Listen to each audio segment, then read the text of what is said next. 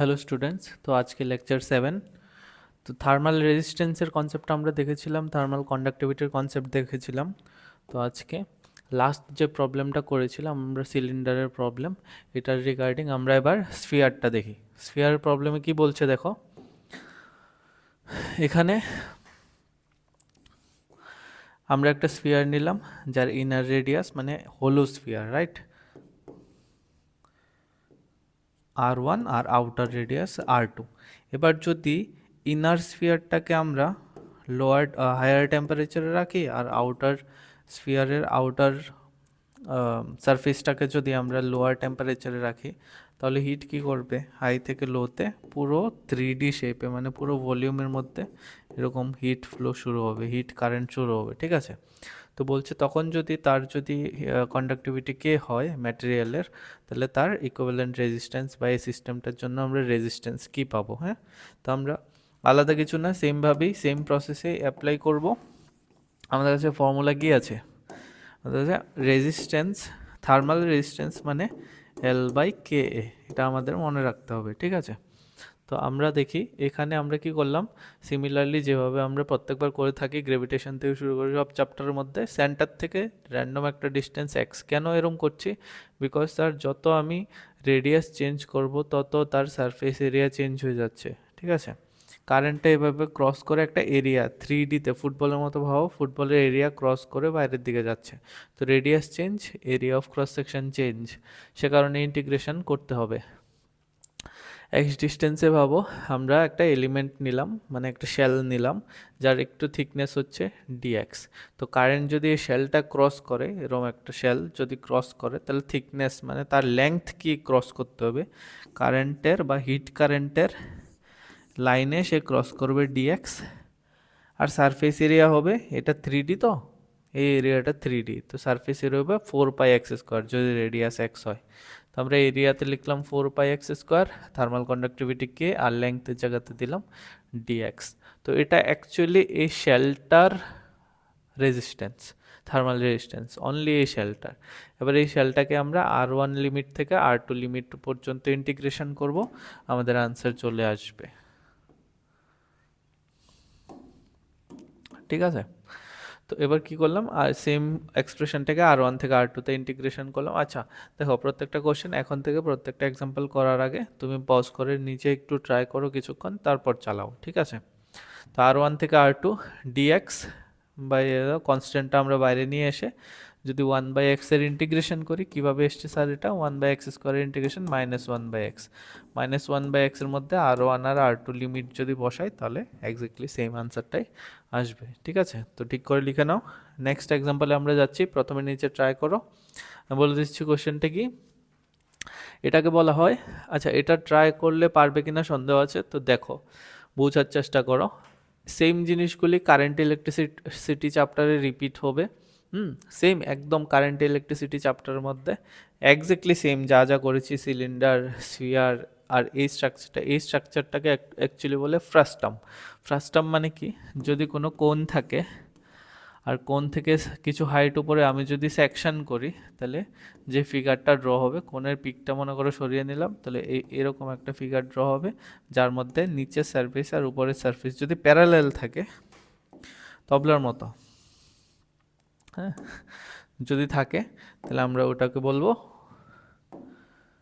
Frustum. তো এবার এখানে একটা ফ্রাস্টাম দেওয়া, ফ্রাস্টামের মধ্যে হিট তার সারফেস বরাবর ফ্লো করছে, মনে করো এটাকে আমরা টেম্পারেচার হাই আর এটাকে এই লাস্ট সারফেসটাকে আমরা লোয়ার টেম্পারেচারে মেনটেন করছি অ্যান্ড স্টেডি স্টেটে আছে সিস্টেম।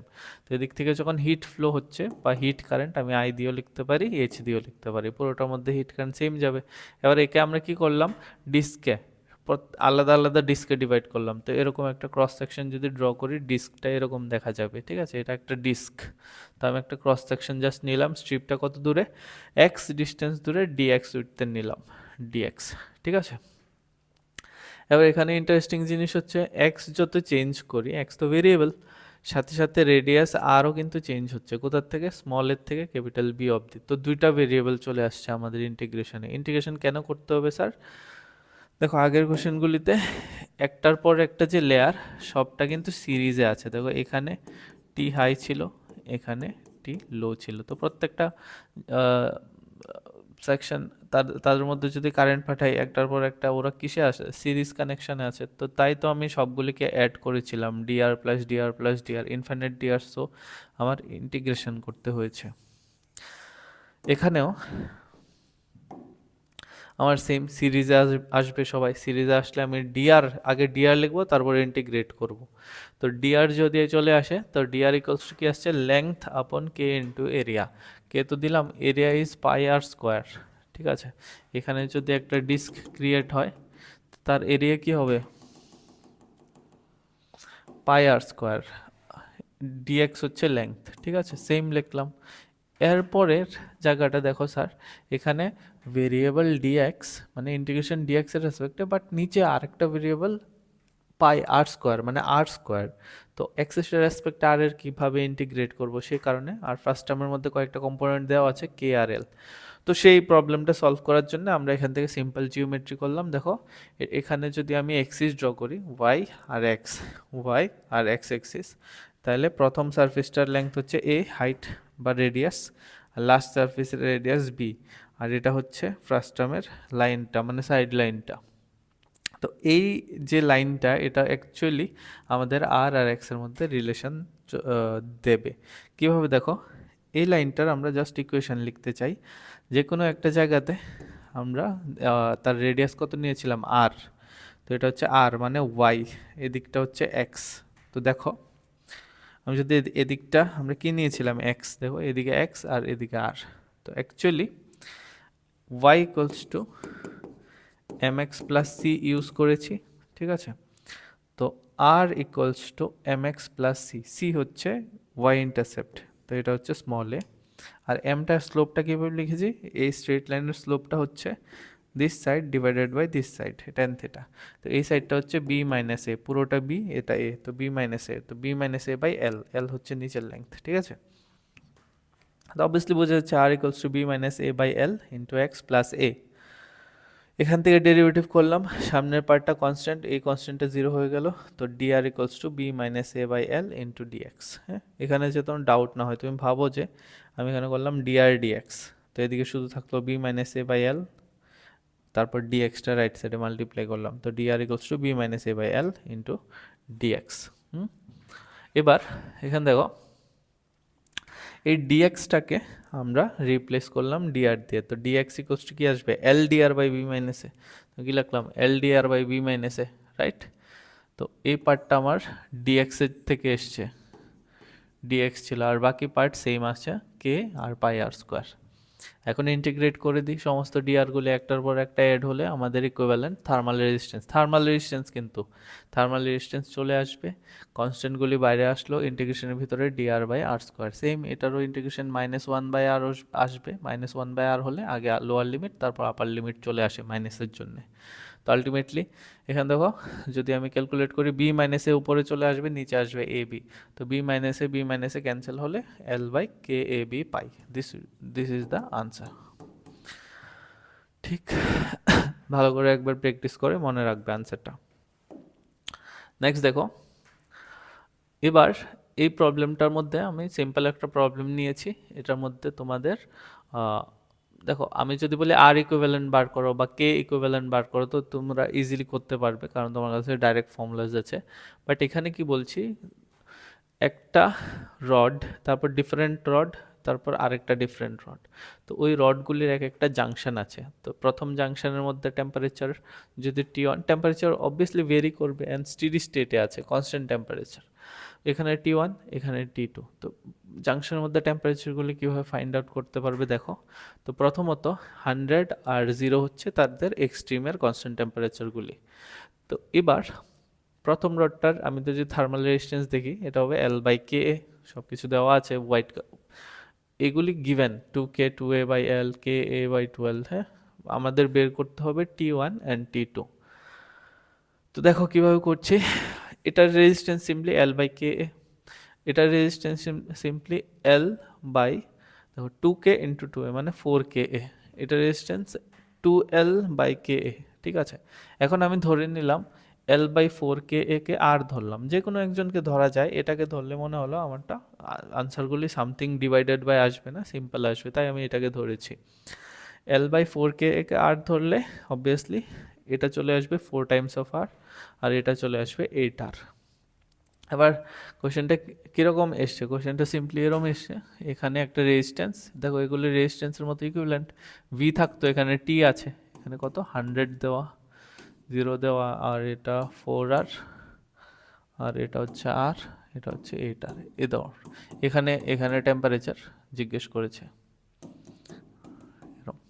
দেখো কীভাবে করা যায়, পুরোটার মধ্যে একদম 100 to 0-র মধ্যে যদি দেখি, তাহলে দেখো 100 - 0 বাই টোটাল রেজিস্ট্যান্স কত, টোটাল রেজিস্ট্যান্স তো সিরিজে আছে, তো ডাইরেক্ট অ্যাড হবে, ডাইরেক্ট অ্যাড হলে 4 আর, আর মানে 5 আর প্লাস 8 আর, তো আর ইকুইভ্যালেন্ট এখানে হচ্ছে 4 r plus r plus 8 r, which is 13 r. Okay, তো আমরা কি করলাম, total temperature difference by total resistance, চলে আসলো আমাদের হিট কারেন্ট। এটা কি কারেন্ট স্যার, হিট কারেন্ট। আর যদি কারেন্ট ইলেকট্রিসিটি হতো আমি সিম্পলি বলতাম ইলেকট্রিক কারেন্ট।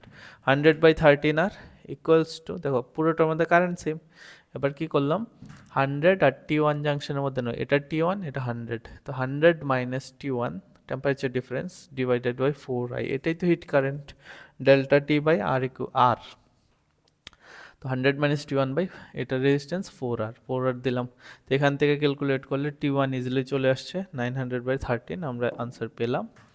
ঠিক, আর এখানে এখানে যদি আসি, এখানে দেখো সেম পুরোটার কারেন্ট কত 100/13 আর, এবার আমরা সেকেন্ড জাংশনের মধ্যে দেখছি T2 আর এদিকে টেম্পারেচার 0, তো T2 - 0 ডিভাইডেড বাই রেজিস্ট্যান্স হচ্ছে 8R ডিভাইডেড বাই HR, তো কারেন্ট ইকুয়াল করলে আমরা এখান থেকে T2 ইজিলি পেয়ে যাচ্ছি 800/13 ডিগ্রি সেন্টিগ্রেড। ঠিক আছে, ওকে, নেক্সট দেখি এই কোশ্চেনটার মধ্যে তুমি এবার এটা নিজে ট্রাই করো, দেখবে না, প্রথমে আরগুলি বার করো, কে এ দেওয়া আছে 2KA, এটা 2K2A, আর এটার লেংথ 12, এটার লেংথ L, এদিকে 100 এদিকে 0, বাস সলভ করো, তারপর আনসার চেক করো। তো দেখো তুমি সলভ করে থাকলে এবার দেখো কি করলাম, এটা thermal resistance L/2KA, L/2K into A, আর এটার জন্য সিম্পলি L/KA, আর এটার জন্য সিম্পলি চলে আসবে 2L/2K ইন্টু 2A, মানে 12/4KA। তো আমি কি করলাম, এটাকে ধরলাম আর, তাহলে এটা L/K চলে আসবে 2R, আর এটা তো L/2Kই আসছে, তো এটাও থাকবে আর।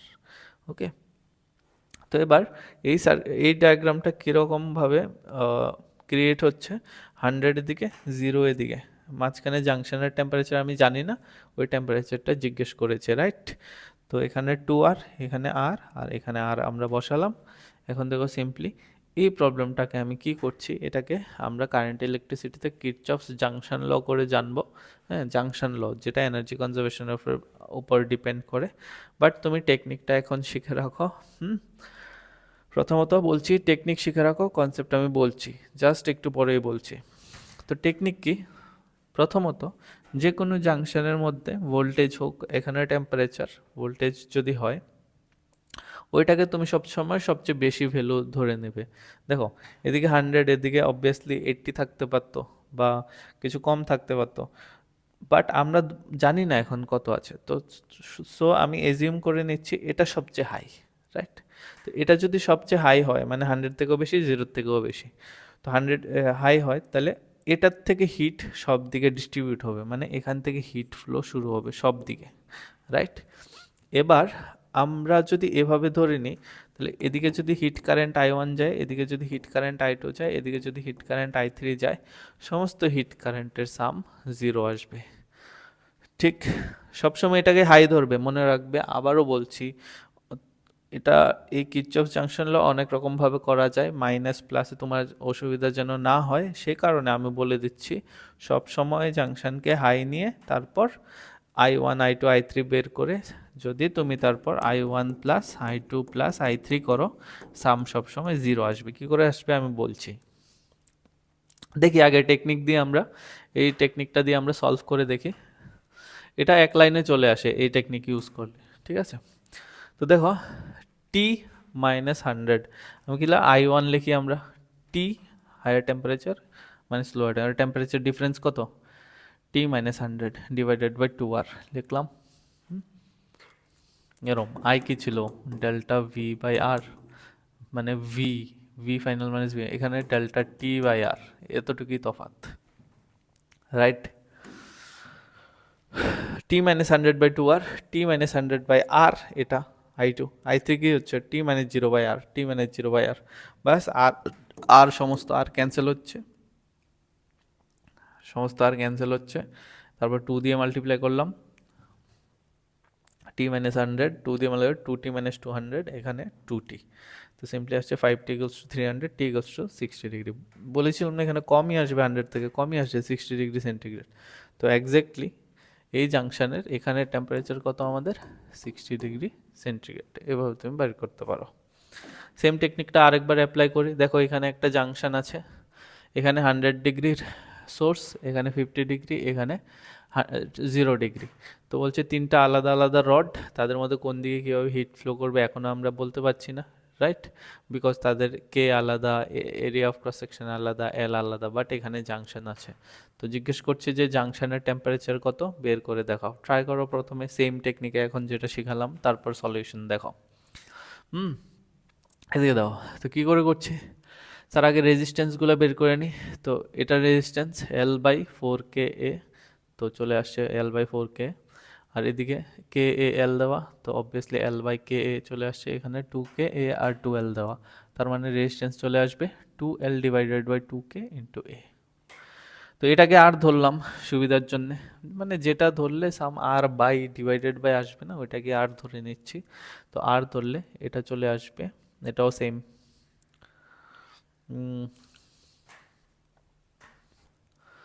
এল বাই 4KA যদি আর ধরি, তাহলে এল বাই KA আসছে 4R, ঠিক আছে। আর এখানে এটাও আসছে এল বাই KA, তো this should be 4R not r, ঠিক আছে, এটাও 4Rই আসবে। তো এবার আমরা করি, দেখো জাংশন টেম্পারেচার টি, আমরা ধরেছি যে যত টেম্পারেচার আছে সবার মধ্যে ওই সবচেয়ে বেশি, তাই high minus low, t minus 100, zero থেকে করছি না, জিরো থেকে করি, t minus 0 divided by 4R, আর t minus 0 divided by 4R, এটা হচ্ছে সাপোজ i1, এদিকে যাচ্ছে i2, এদিকে যাচ্ছে i3, ভাবো এদিকে যাচ্ছে, তো i2 t minus 100 divided by r, এটা রেজিস্ট্যান্স আমরা কত ধরেছিলাম আর, আর t minus 50 divided by 4R হবে না, ভুল লিখেছি আমি, তাহলে কারেক্ট করে দিই আমরা। তো এখানে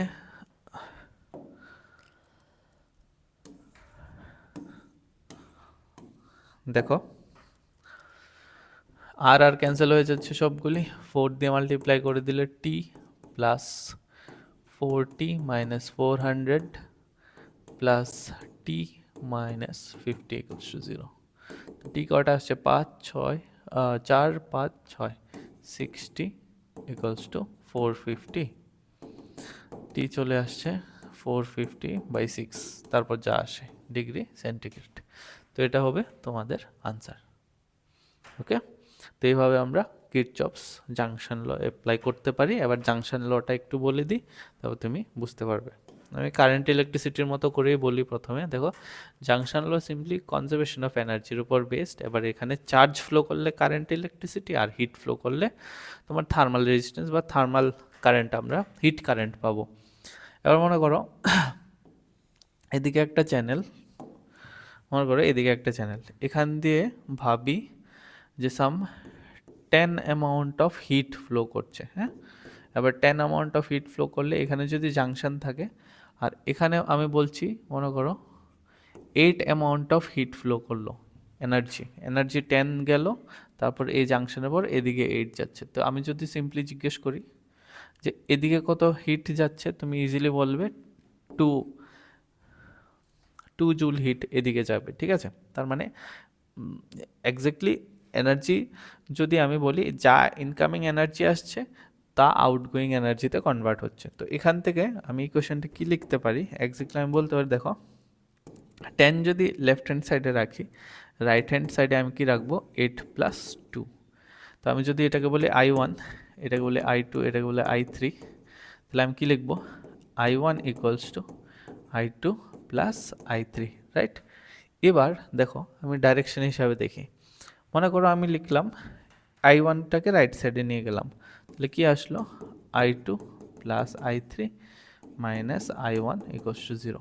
এক্স্যাক্টলি এটাকে আমি লাস্ট দুইটা প্রবলেমের মধ্যে প্র্যাকটিস করিয়েছি। কিভাবে দেখো, এই দুইটা কারেন্ট আউটগোয়িং, সো আমি পজিটিভ নিলাম জাংশনে i2 প্লাস i3, আর এই কারেন্টটা i1টা ইনকামিং মানে টুয়ার্ডস দ্য জাংশন, তো ইনকামিং কারেন্টটা আমরা মাইনাস সাইন ইউজ করলাম, মাইনাস i1, ডাইরেকশন ডিফারেন্ট, সমস্ত কারেন্টের সাম উইথ সাইন ইজ 0।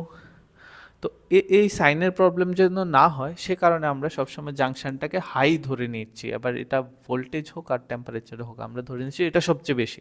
তো এটা যদি সবচেয়ে বেশি ধরে নিই, দেখো পরে অটোমেটিক অ্যাডজাস্ট হয়ে যাবে মাইনাস বাগেরাও। কোনোটা যদি এটা তো লো থাকে তাহলে সবগুলোর মধ্যে মাইনাস অ্যাডজাস্ট হয়ে যায় অটোমেটিক। তো এখানে যদি টি হাই ধরি আর সমস্ত যাই দেওয়া থাক ওদেরকে যদি লো ধরি, তো আমি আমার সমস্ত হিট কারেন্ট বাইরের দিকেই ডাইরেক্ট করব। তো বাইরের দিকে ডাইরেক্ট করলে আমি ডাইরেক্টলি সবাই আউটগোয়িং, তো সবাইকে আমি প্লাস দিতে পারি, তো আমার আর মাইনাসের প্রবলেম হয় না। ঠিক আছে, তো এইভাবে আমরা করতে পারি। তো এক্স্যাক্টলি কারেন্ট ইলেকট্রিসিটির মধ্যে যদি রেজিস্ট্যান্স থাকে, এরকম জাংশন থাকে, তো আমরা বলতে পারি ইনকামিং ইকুয়ালস টু আউটগোয়িং, অথবা সবাই যদি ইনকামিং হয় তো সবাই মনে করো এরকম i1 i2 i3 i4, তো এখানে হবে মাইনাস i1, সবাই তো ইনকামিং তো মাইনাস দিতে হয়, minus i2 minus i3 minus i4। তো আলটিমেটলি ঘুরে ফিরে সেই i1 plus i2 plus i3 plus i4 equals to 0 আসছে। কোত্থেকে আসছে, আমরা যদি অ্যাকচুয়ালি গিয়ে দেখি যে কী করে হচ্ছে, তাহলে কেউ ইনকামিং কেউ আউটগোয়িং, বাট টোটাল এনার্জিটা কনজার্ভ, বাইরে থেকে কিছু এনার্জি আসতে পারবে না। এখানে 10 হলে এখানে 8, এখানে 3 হতে পারবে না, 2 হতে হবে, বিকজ টোটাল এনার্জি কনজার্ভড। তো এই এনার্জি কনজারভেশনে মানে টোটাল এখানে হিট এনার্জি আর কারেন্ট ইলেকট্রিসিটিতে চার্জ ইলেকট্রনস। তো এটাকে আমরা জাংশন ল বলি, কিরচফস জাংশন ল।